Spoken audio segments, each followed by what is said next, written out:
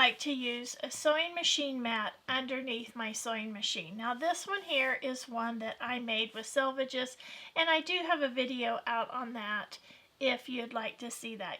I like to use a mat underneath my sewing machine for 3 reasons. Number one, I think it just looks cool. It adds a pop of color there where I'm sewing, and I like that. The second reason is that I think it helps decrease the vibration when you're sewing, especially when you're sewing on a flimsy fold-out table that we often see used at quilt retreats or sew days.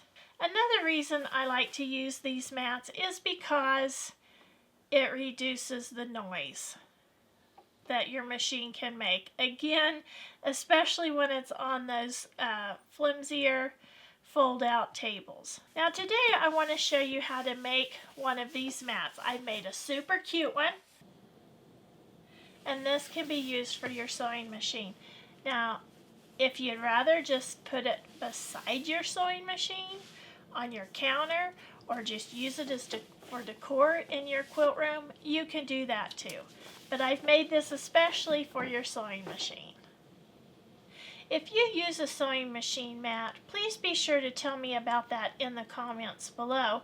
And if there's any additional reasons why you like to use one, be sure to include those too. The first thing I want to cover are the pieces you are going to need. So you can take a snapshot of this if you'd like. I've typed up the measurements that you'll need. So as you can see here, here are the pieces of the for the background. You're going to need 4 1.5-inch squares, and those are to snowball here.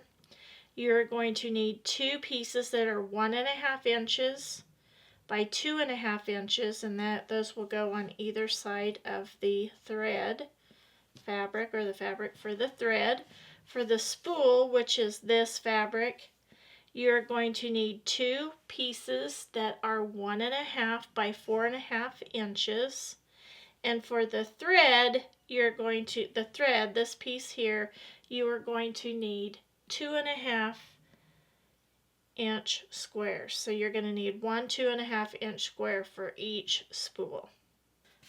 To get started making the block, you're going to need to take your 1.5-inch squares of your background fabric, and you're going to need to draw a line from point to point on the back side of the fabric. Be sure you're drawing the lines on the wrong side of the fabric, and you're going to do that for all 4 squares.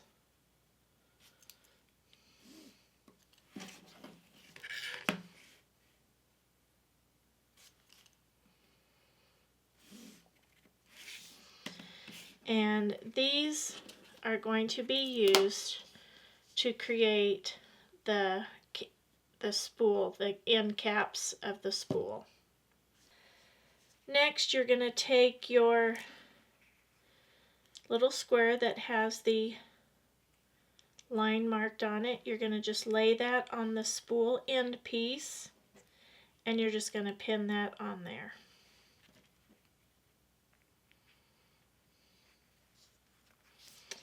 Then you're going to take that to the sewing machine, and you're going to sew just right on the other side of this line. Just one little thread away from that line on the side that you're going to cut off, and you're going to do that on both sides.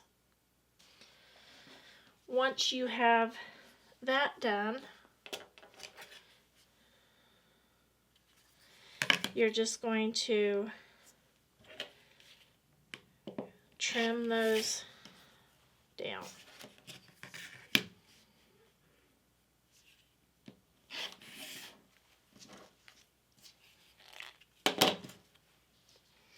And you're going to take those to the iron, and you're just going to press those open.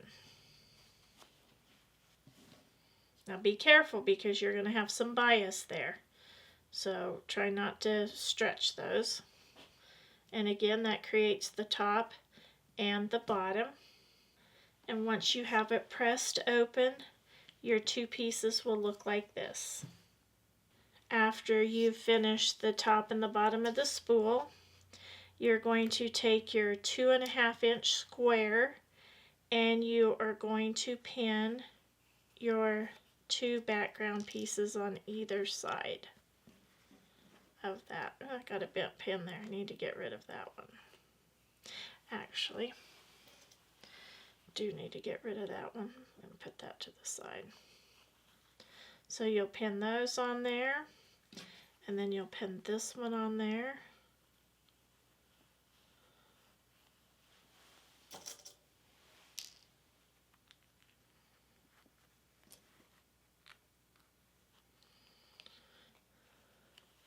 And you're just going to sew your seams on either side. Your piece will then look like this, and you're just going to take that to the iron and you're going to press it to the dark side. Once you have it pressed, it's going to look just like this. Then you're going to take your end piece, your top and your bottom, and you're going to put it on there just like that.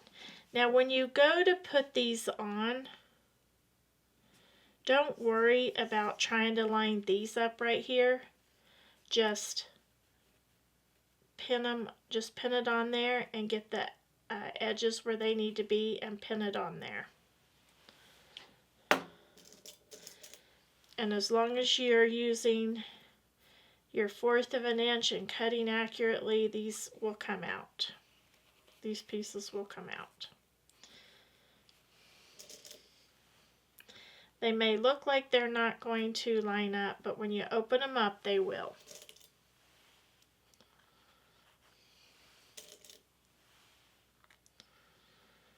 Okay, you're going to sew your seam. You're going to do the same here. Pin that on, sew your seam, open them up and press it, and there is your spool block. Now for the mat that I'm showing you how to make, you're going to need 15 of these. We are going to do 3 rows and 5 columns. So in this one, I've used a bunch of scraps. You can use the scraps that you have, or new fabric line if you want to use that, but I've just used some of my bright scraps. Once you have your blocks made, then these square up to 4.5 inches. I'm just gonna give these a little trim. There's really not much there to trim off, but it helps get those little loose threads off. And I did pre-starch all of my fabrics. Then we're just going to lay them out in 3 rows by 5, and we're just going to alternate on end, on the side, on the end, on the side. You can just move those around till you get it just like what you want. I have these sewed in my 3 rows now. It took me a while to get those laid out the way I wanted. And now I'm just going to sew these together. I do want to show you what I've done on the back. I was careful to press the fabric to the dark.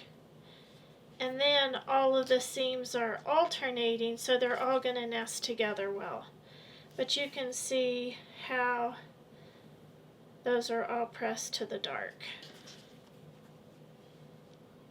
Now I'm just going to pin these together and sew these. Now I went ahead and I added a 2-inch border of the white background fabric, and I will end up trimming this down after I have machine quilted it. Now you don't have to add the border if you don't want. This will be plenty big enough without it, but I wanted to go ahead and make it just a little bit bigger, and then I'll trim it down. Now the side pieces here, I made 2 inches by 12.5, and then out here these were 2 inches by 23.5. So I've got those sewed on. Now I'm going to cut my batting and my backing. For the batting, I'm going to cut 2 pieces of batting because I want it nice and padded for my sewing machine.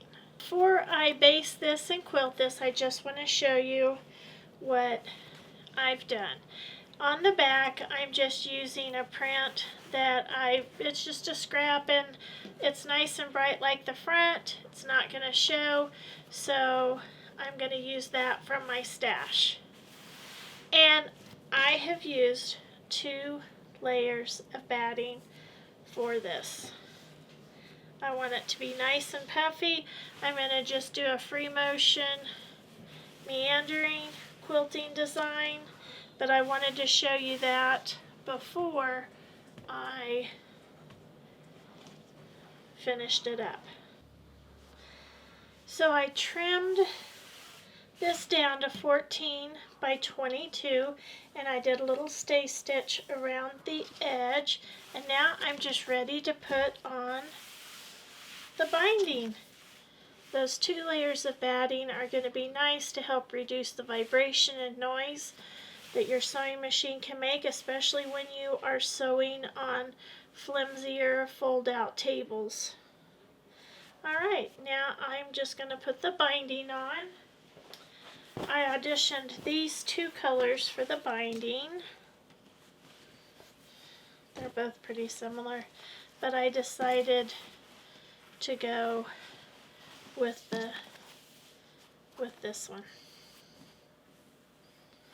You can see how both of them, I like to audition a couple at least. I knew I wanted to use yellow, but I like this one better. Some of the yellow there has the golder flecks in it, so I'm going to use this one. I cut my binding at 2 1/4 inches, and I need 3 strips. Okay, and there it is. It's all finished. Turned out pretty nice. It's going to make a nice sewing machine mat, and if you don't want to use it for a sewing machine mat, you can just put it beside your sewing machine on your counter. Turned out really, really nice. I like that.